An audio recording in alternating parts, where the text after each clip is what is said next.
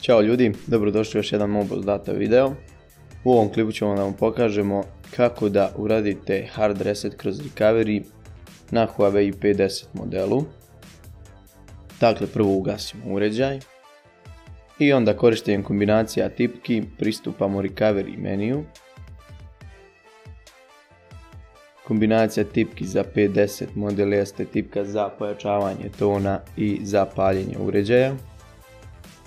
Držimo ih obe dok se ne pojavi Huawei logo, nakon čega ćemo nastaviti držati samo tipku za pojačavanje tona dok ne pristupimo recovery meniju.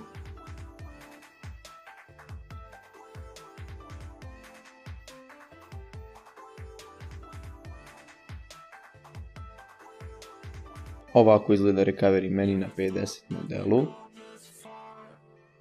Dakle, malo grafički ljepši nego na drugim proizvođačima.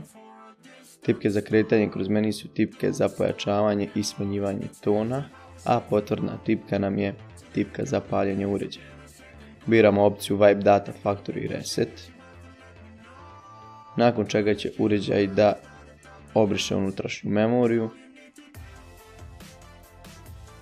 i ponovo nas vrati u recovery menu.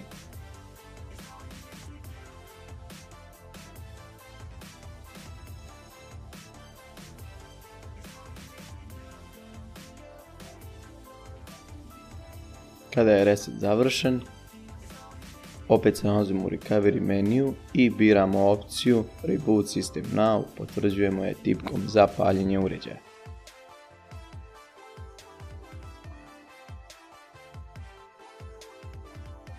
Uređaj će sada da se restartuje i prvo paljenje će potrajati malo duže, nakon čega će nas dočekati ekran za ponovno postavljanje telefona.